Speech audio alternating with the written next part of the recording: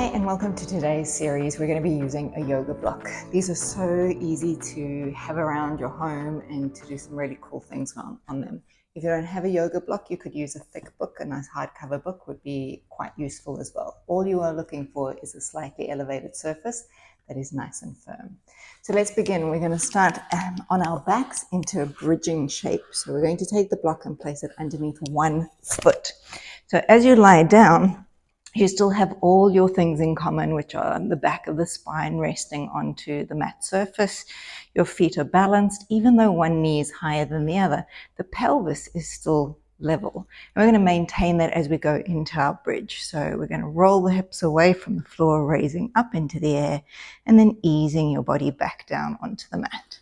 Now, whenever we do bridging, remember it's your body. You need to know if you are capable of doing the rolling bridge, or if you just want to lift your hips up into the air is also quite fine. So as we're doing these bridges, you're just waking up the back of your body. So the muscles at the back of the body are contracting to help lift us up into the air. The muscles at the front of our body at the moment are lengthening to help that lift. You're just pressing evenly into the 2 feet, nothing severe at the moment. We're going to come up and hold into our top bridge position, maintaining the height of the hips. You're going to float your foot away from the floor and then bringing it back down. So maintaining your foot onto the block, rising and lowering your floating leg as we go for 5 in a row. And then keeping that balance of your hips nice and steady underneath you. We have one more like that, and then lowering your foot completely back to the ground, and then returning the body back to the floor. Now we're going to add a few extra things. If you want to, stay with that version. Otherwise, arms are to the ceiling. Palms in, palms out, doesn't matter. Shoulders are staying down. Roll the hips back up towards the ceiling. As you take your leg up into the air again, you're going to float your arms over and behind, and then tap the foot and bring those arms to the ceiling. And again, lowering the arms back as the knee comes toward you. So you can imagine there was an elastic band that was tied to your hands and to the back of your thigh as you're floating the limbs in one direction and then in the other direction. One more time as we take the arm and leg back, and then bringing everything back down and resting towards the floor. We're just going to shift that block over to the other side, and let's start going onto side 2. So again, just make sure everything is good and your setup is fine. And then away we go, just the sensation of rolling your body away from your mat surface, making sure that you feel even through the spine.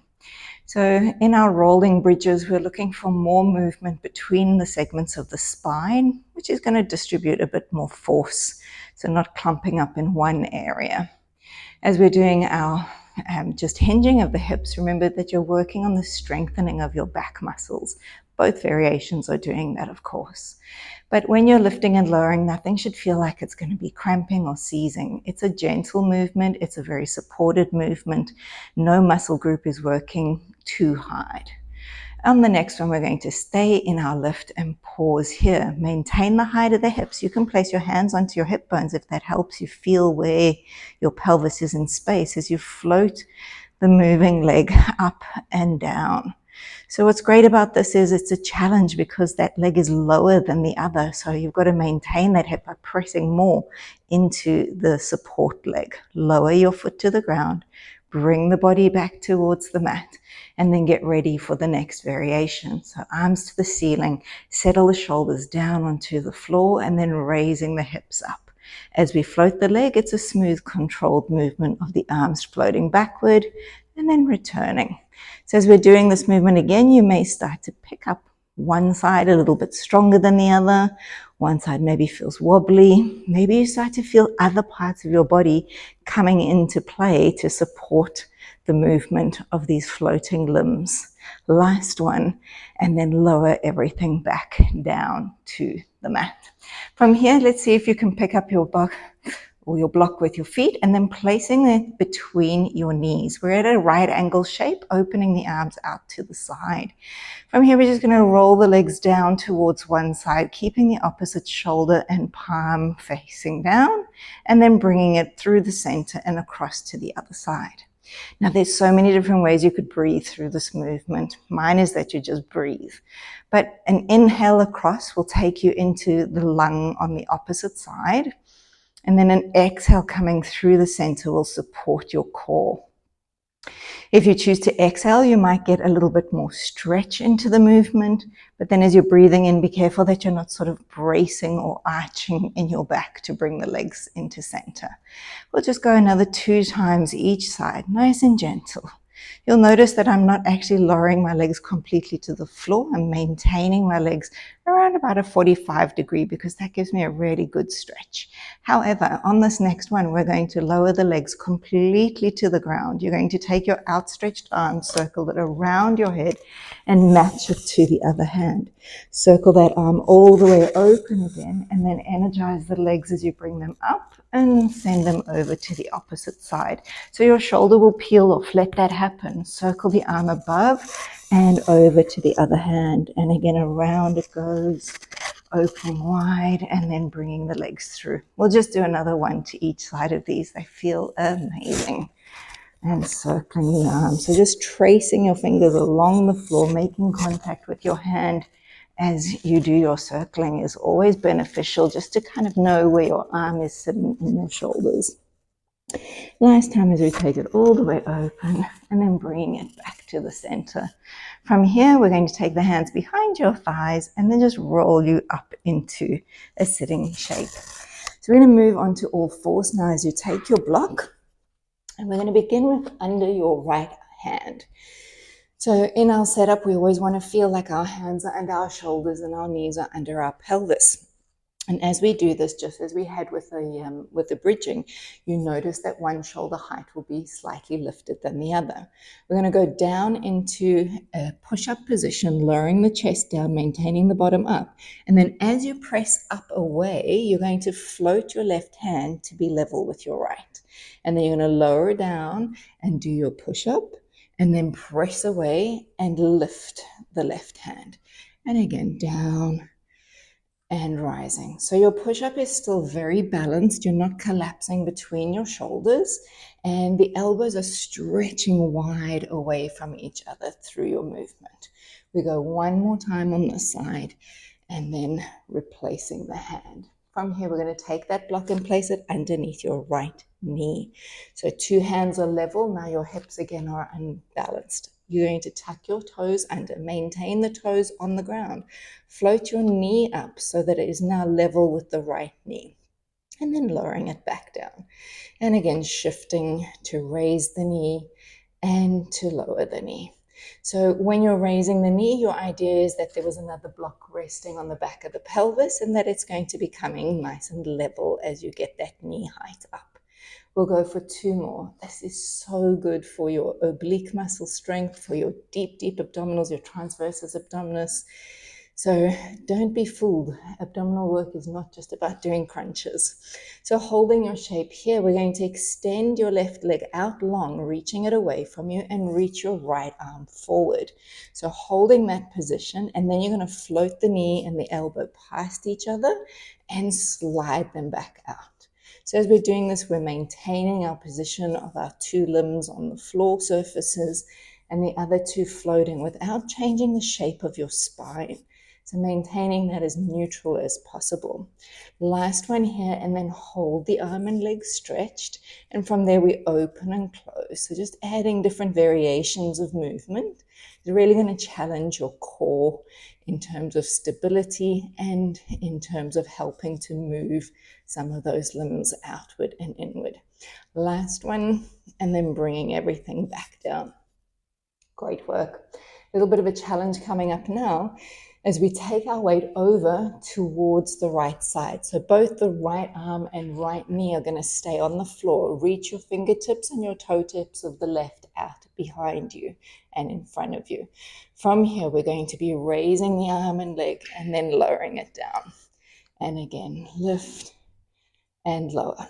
Because we're on the lean, there's going to be a lot of work happening into that right side of your hip area. So good strengthening of the side glute muscles and making sure your shoulder is strong. You're not pushing into your ear And then 2 more of these as we float up and we return back down. Nice work. All right, so we're going to repeat it all on the second side. So placing the block underneath the left hand. And again, just setting yourself up. In this one, for some reason, I like to have my feet nice and flat. In the other one, the toe tuck is better. So you choose you. So from here, we're going into your nice deep push-up position and then pressing away and hovering your right hand up away from the ground. So what we're actually working through is the arm that's on the block. We're moving our shoulder blade around the joint of our arm in a very different way than we normally do. So again, lots of muscles attaching your shoulders to the framework of your body. And we're getting the front, the sides, and all the back of the muscles that are effective there. Last one as we bring ourselves up and then lower the hand down. Let's take that block to the left knee. And again, just finding your balance. It feels awkward at first to have the block in this position or your pelvis in this position. Keep your toes tucked, keep them on the floor as you float the right knee away from the mat and down. You know, sometimes when we teach, we say common words throughout our sessions. Today, if you've noticed, it's the word float. But that's the feeling I have in my body, is everything is pretty light, balanced, and easy to move up and down. So I'm not stressing things out. I'm really making it nice and floaty. Hold your arm and leg up and stretch them away, opposite limbs. So just find that point position first. Imagine you were about to have a photograph taken. And then you're going to slide the knee and the arm past the center and reaching long. So now your right arm is working really strongly to make sure that you don't collapse. And again, the center of the body is taking most of the weight of your body so that you're not crushing down into your limbs. Hold the position here, and then when opening and closing to the sides. So this is harder than you think. You want to potentially dip into the left hip, but you've got to stay nice and focused. Oh, don't you love it when you hear my voice shaking and then coming all the way back down? Then you know things are working harder.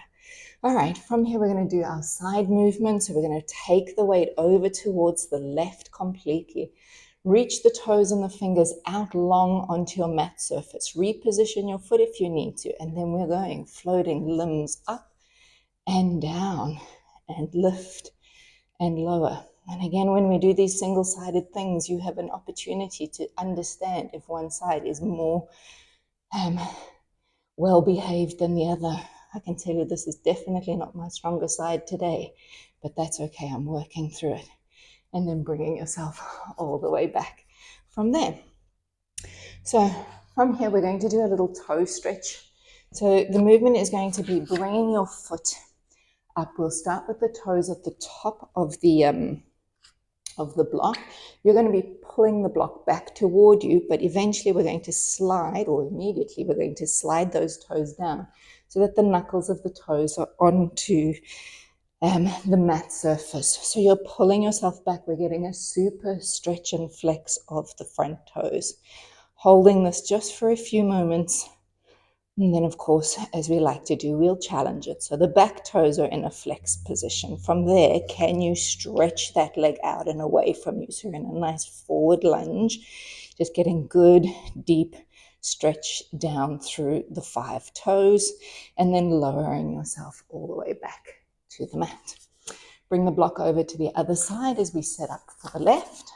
So taking your toes onto the top, let them slide down the front edge of that block until the knuckle part underneath is on the floor. Pull back with some good pressure against the block. And then again, remember, if any of these are too challenging, you just do what you can do.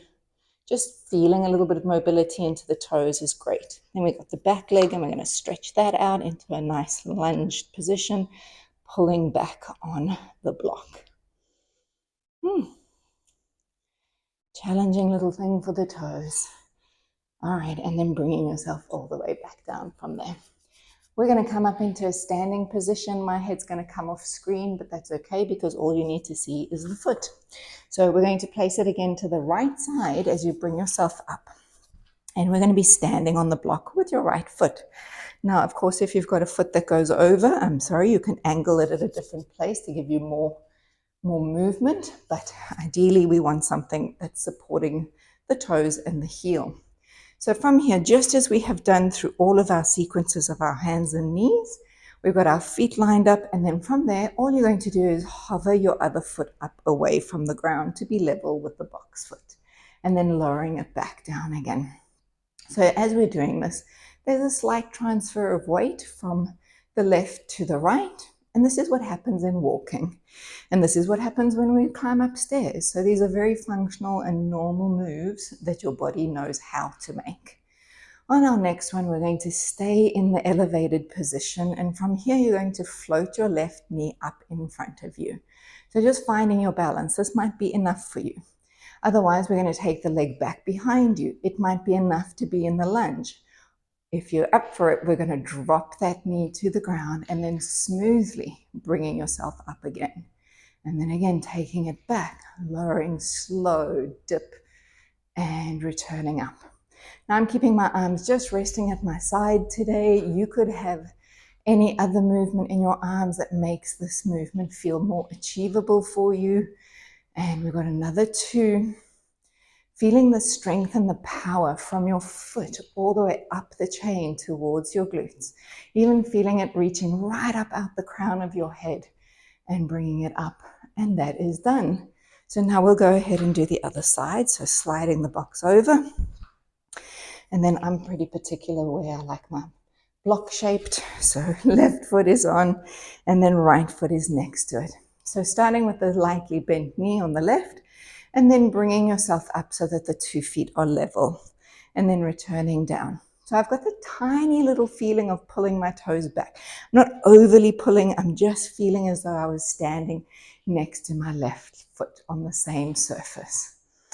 So as we're doing this, I mentioned there's a transfer of weight from one leg to the other. So the muscles on that left leg are going to be working just a little bit harder.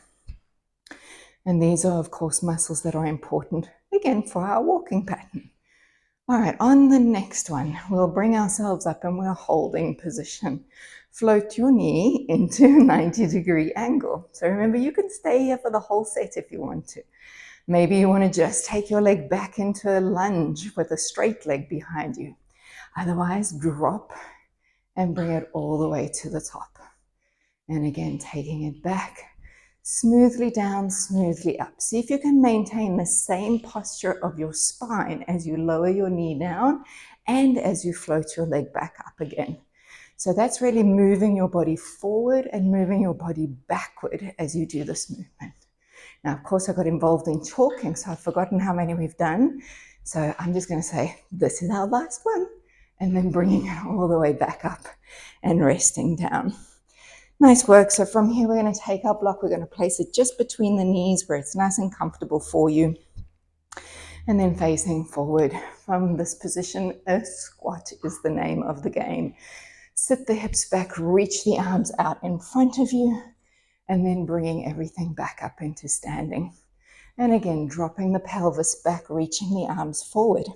So you'll notice that I'm not going deep down to the floor. That's not my intention. I'm keeping my lower legs as steady as possible so that I'm kind of going backward away from my shin bones in this movement. It's a bit of breathless work. I don't know if you'll be huffing and puffing through your series, but maybe because I'm talking at the same time. All right.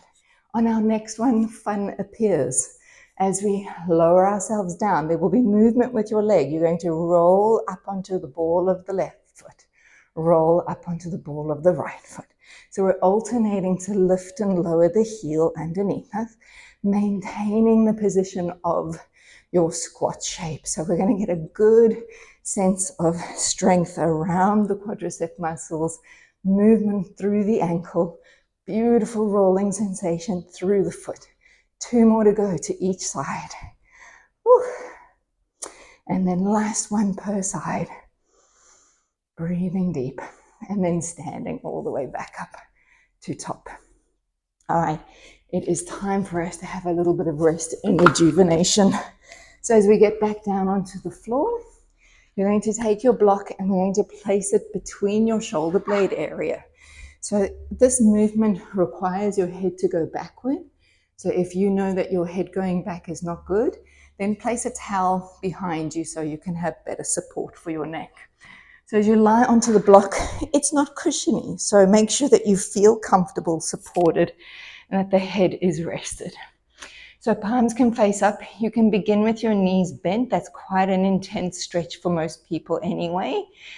But if you'd like to go a little deeper, then you're going to take your legs outstretched away from you. So in this position, there's not a lot to do except breathe. And just feeling the support of the block behind you, feeling the opening of the front of your chest cavity, really opening through the lungs, finding space for your diaphragm to move.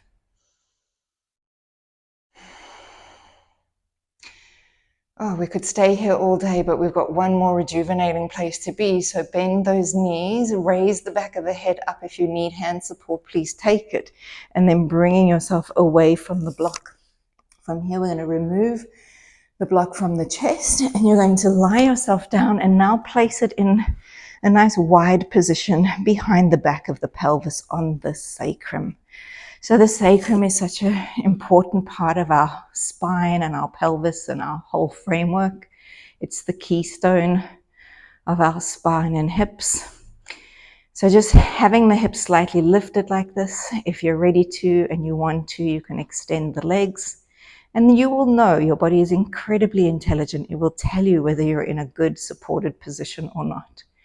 Again, a very restorative, restful place to be as you just let things unwind and open in your frame. Oh, again, I could leave you here all day just resting into this position, but our time is up. So as we bend our knees and remove the block, take a moment just to feel this new position of your back body on the floor surface. When you're ready to, you'll roll off to a side and come up into sitting, and we will be finishing with that. I hope you enjoyed it and you find lots of love and uses for your block. See you again soon.